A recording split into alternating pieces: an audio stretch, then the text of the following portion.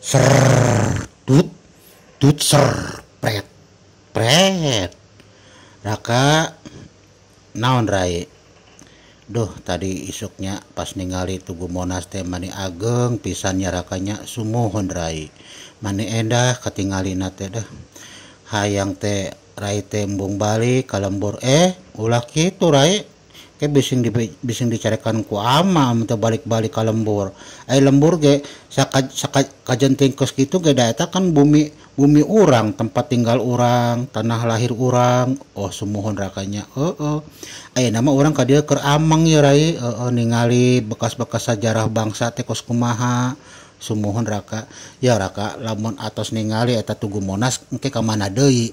Ya eta urang ningali ka Tugu Pancoran. Tugu Pancoran. Oh, di mana raka? Ya pokoknya di daerah Pancoran cenah mah kitu. Oh, jauh teh raka. Nya aya sakilo mah.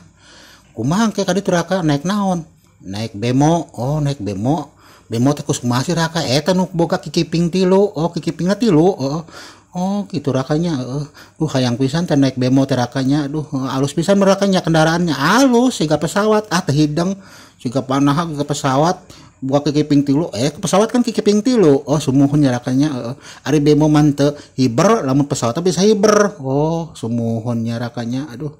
Itu isukannya. Isuk orang angkat ya ke mana? Ka Tugu Pancoran. Hayu.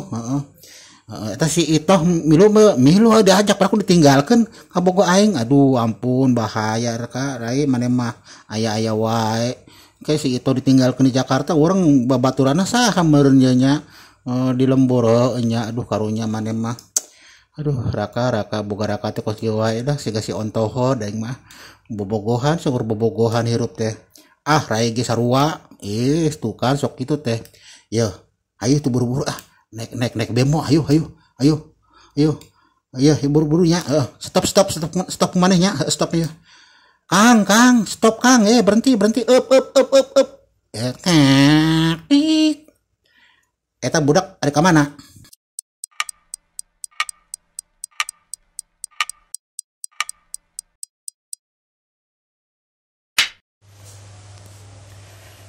Assalamualaikum warahmatullahi wabarakatuh. Sampurasun, salam sejahtera bagi seluruh rakyat Indonesia dimanapun berada.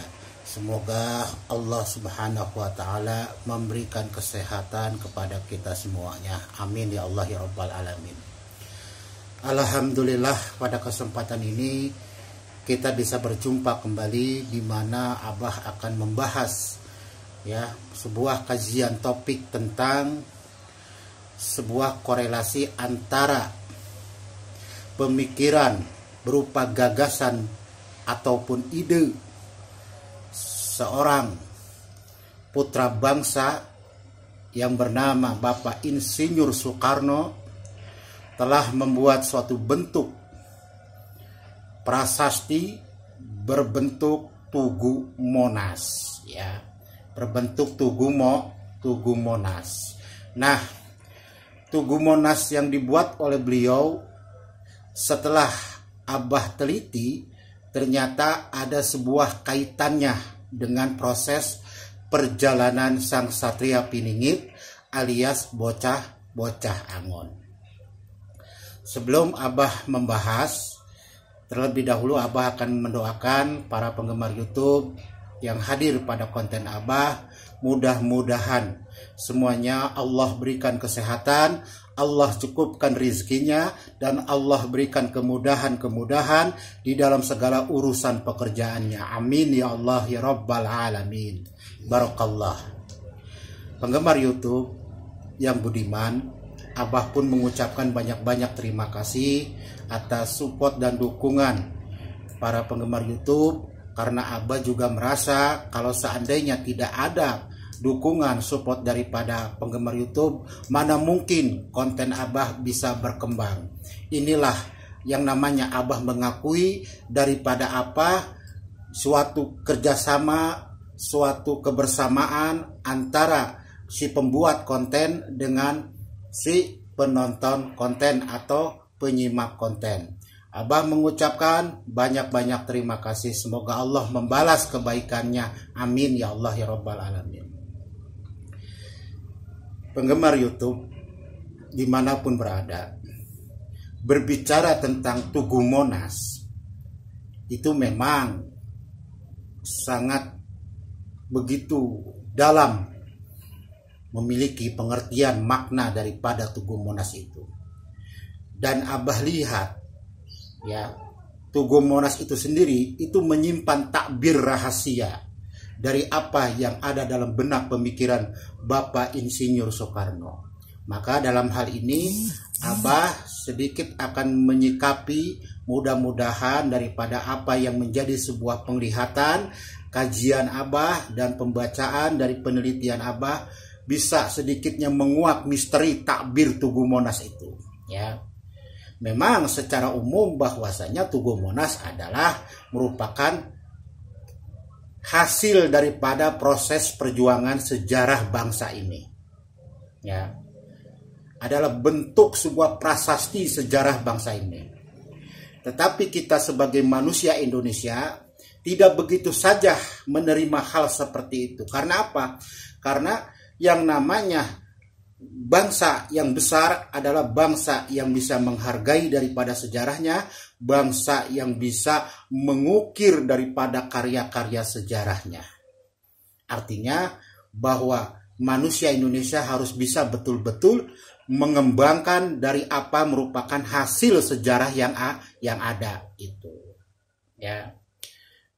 Artinya kita tidak mau jalan di tempat. Tetap sejarah itu harus terukir oleh anak-anak bangsa ini, oleh putra-putri bangsa ini.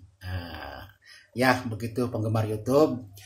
Nah, mengenai Tugu Monas, setelah Abah lihat, dari pertama kita mau masuk ke Tugu Monas, ya, ke lingkungan Tugu Monas, itu pertama kita mau masuk ke Monas, itu kita naik undakan daripada tangga Tugu Monas itu sendiri. Berbicara tangga daripada Tugu Monas, setelah Abah kaji dan Abah teliti, ternyata dari undakannya itu berjumlah 26. Di sini Abah menilai atau istilahnya melihat bahwa inilah sedang berbicara tentang apa? Putra raja yang sedang menggembleng diri, putra raja yang sedang menggembleng diri, atau yang sedang digembleng, atau yang sedang dimomong dari undakan tangga itu, yang jumlahnya sekitar 26 undakan. Nah, dari 6 undakan itu masuk ke pintu, masuk ke dalam. Nah, pintu itu sendiri berbentuk persegi 4. Artinya di sini bahwasanya sang Satria Piningit harus betul-betul bisa menguasai, belajar ilmu 4 penjuru arah. Ya, di situ beliau di dalam Tugu Monas itu diartikan bahwa beliau harus betul-betul belajar sampai lulus 4 ilmu 4 penjuru arah. Setelah beliau lulus secara ilmu marifat 4 ya penjuru arah ya, maka beliau bisa memerdekakan dirinya, sukmanya. Maka lalu selanjutnya yaitu apa? Sukma beliau lepas dari badannya, naik ke atas. Nah, di Tugu Monas itu digambarkan kita naik lift dari bawah ke atas.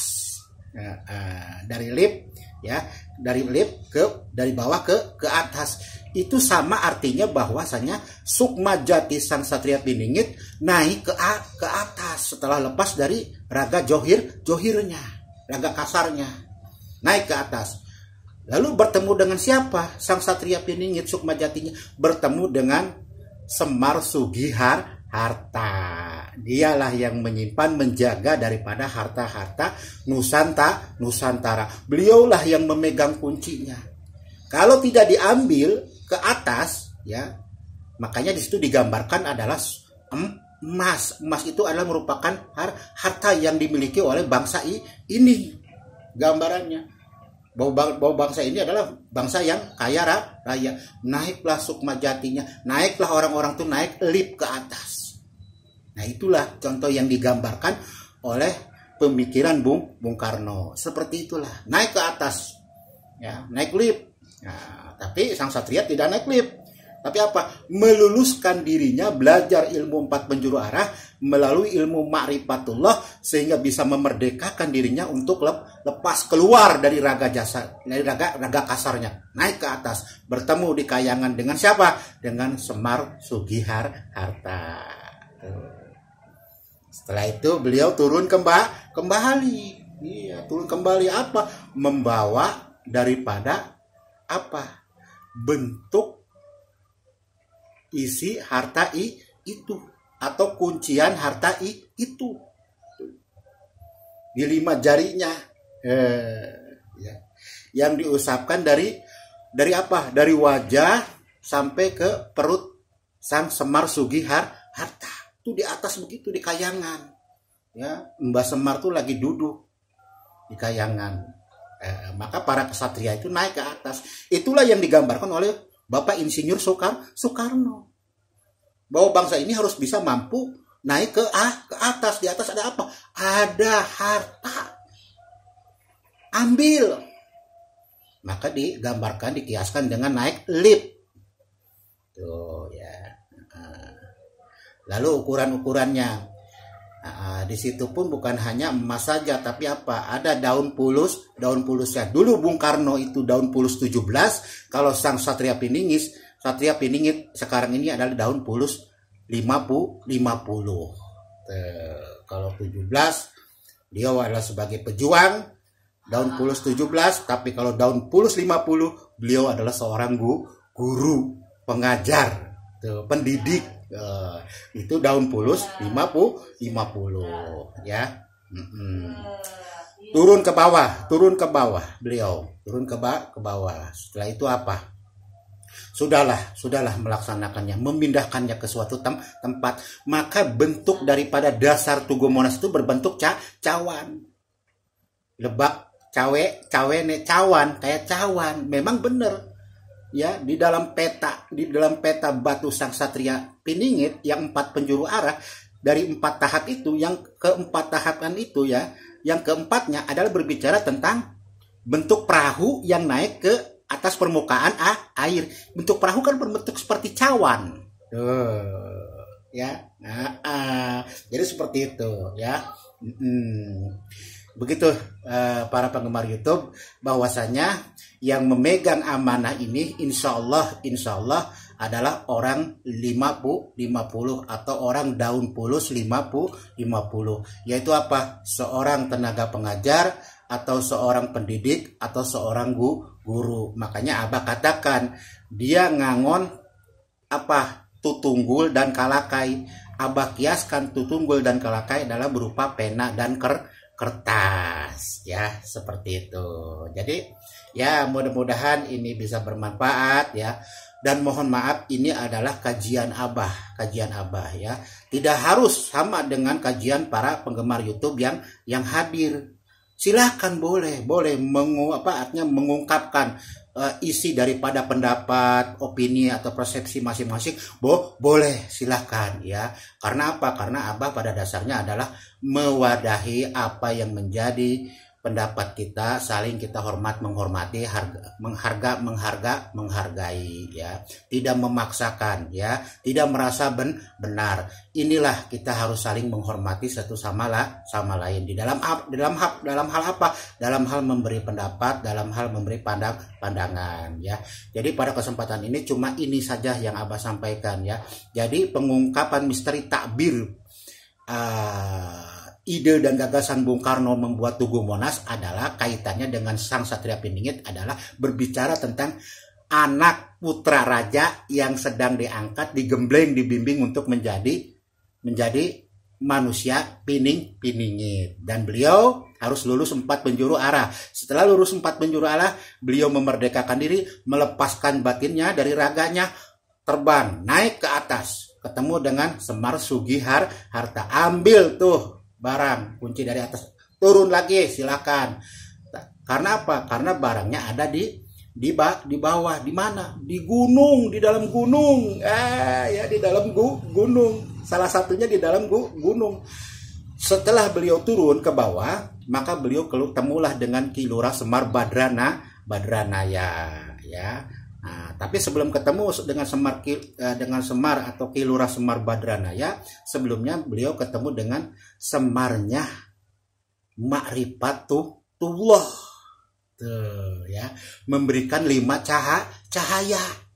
Nah, setelah beliau mendapatkan 5 cahaya di jari tangannya, ya, beliau berjalan dengan Ki Lurah Semar Badranaya ke suatu tempat yang itu yaitu sebuah gunung, di mana gunung itu dikatakan Gunung Halimun, ya, gunung yang tertutup oleh suatu ilmu atau ajian apalah, Abah juga nggak ngerti, tapi itu bisa dibuka oleh sang satria, ya, ditarik dengan tangan seperti ini, lalu mengepal, lalu ditarik sama beliau, dipindahkan ke suatu tempat.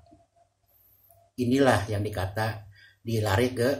ditindahkan ke gudang harta. Maka di bawah Tugu Moras itu cawan itu panjangnya 45 meter.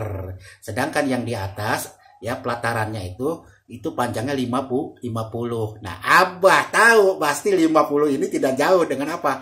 Berbicara konsep seorang tenaga pengajar atau pendidik, atau di dalam konsep ilmu falsafah, yaitu apa? Batara Guru.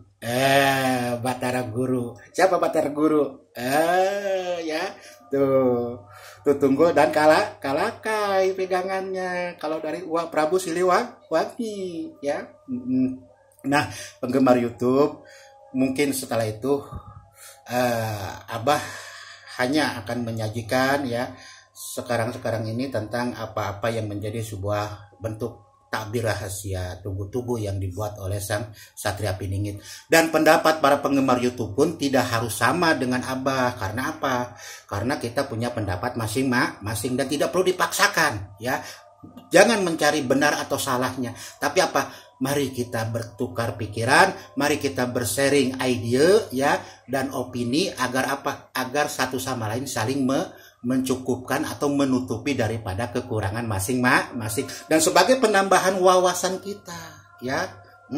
Abah tidak mencari, oh ya si anu benar, si ini salah, enggak. Abah tidak begitu, tapi apa? Abah melihat, membaca dan mengkaji. Abah menghormati, menghargai apa pendapat orang. Ya, itu saja para penggemar YouTube.